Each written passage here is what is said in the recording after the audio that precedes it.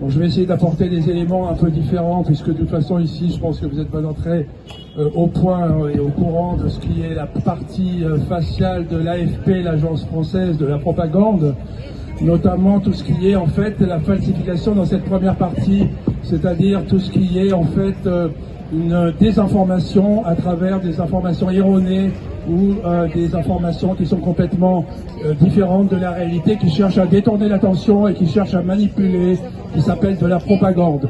Moi, si je fais une petite intervention courte ici, je voudrais le faire pour en fait apporter un éclairage éventuellement sur la deuxième phase de la pièce, c'est-à-dire tout ce que je considère un peu trop négligé, hein, c'est important, c'est tout ce qui n'est pas dit en fait, tout ce qui est omerta, tout ce qui est caché sous le tapis, c'est-à-dire les sujets qui ne sont pas abordés. C'est pas tout à fait la même chose que les sujets qui sont abordés avec supercherie, avec malhonnêteté intellectuelle.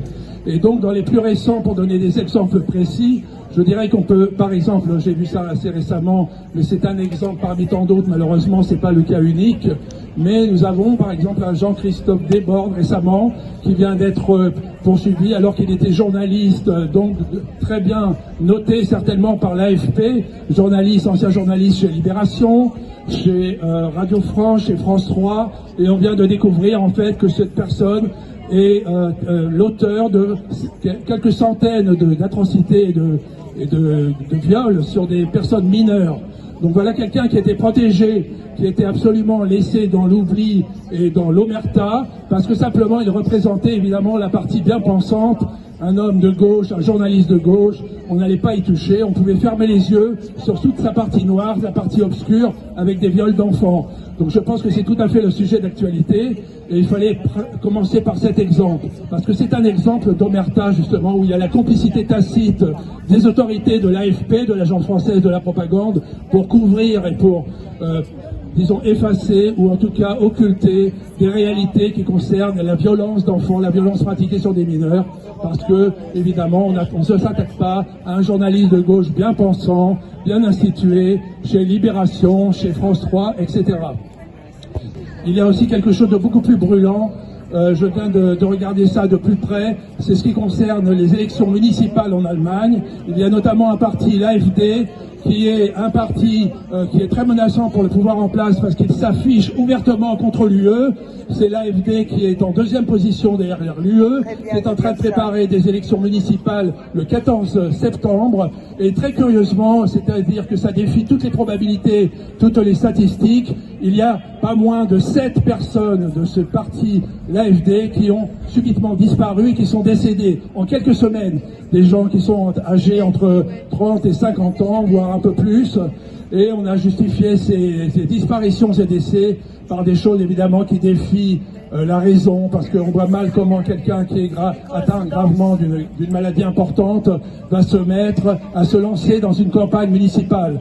Donc évidemment, il y a de fortes suspicions qui sont posées sur cette disparition successive, une succession de 7 décès en matière de campagne électorale. C'est absolument invraisemblable.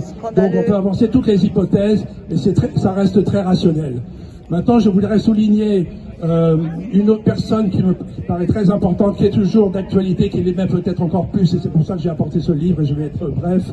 C'est Simone Weil, une femme philosophe et résistante, née en 1909 et décédée en 1943, parce qu'elle avait déjà parlé de ce qui était les anomalies dans la presse et dans les excès de la presse et dans la désinformation. On était en 1943. Le sujet est toujours aussi brûlant, et je vais vous lire simplement quelques lignes où elle définit ce qui se passait dans son livre clé, un livre phare, L'enracinement, qu'elle a écrit dans sa dernière période, dans lequel, dans le premier chapitre, elle décrit notamment les besoins de l'âme.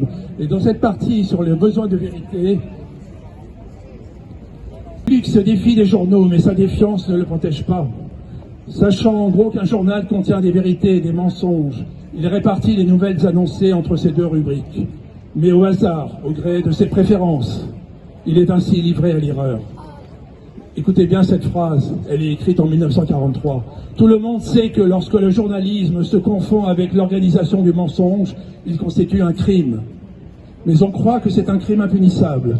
Qu'est-ce qui peut bien empêcher de punir une activité une fois qu'elle a été reconnue comme criminelle? D'où peut bien venir cette étrange conception de crime non punissable?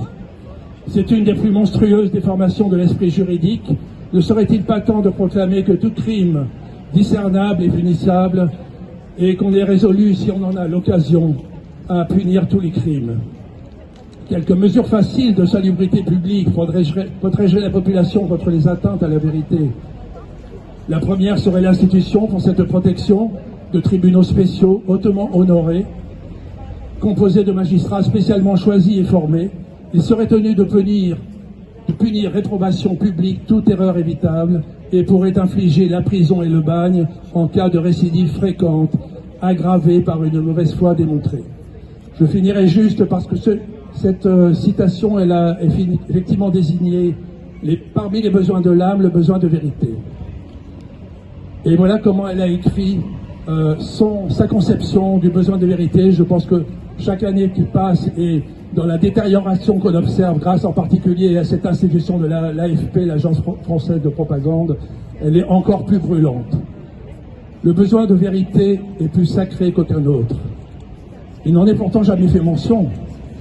On a peur de lire quand on s'est une fois rendu compte et qu'on a mesuré la quantité et l'énormité des faussetés matérielles étalées sans honte, même dans les livres des auteurs les plus réputés. On lit alors comme on boirait l'eau d'un puits douteux. Il y a des ouvriers qui travaillent 8 heures par jour et font le grand effort de lire le soir pour s'instruire.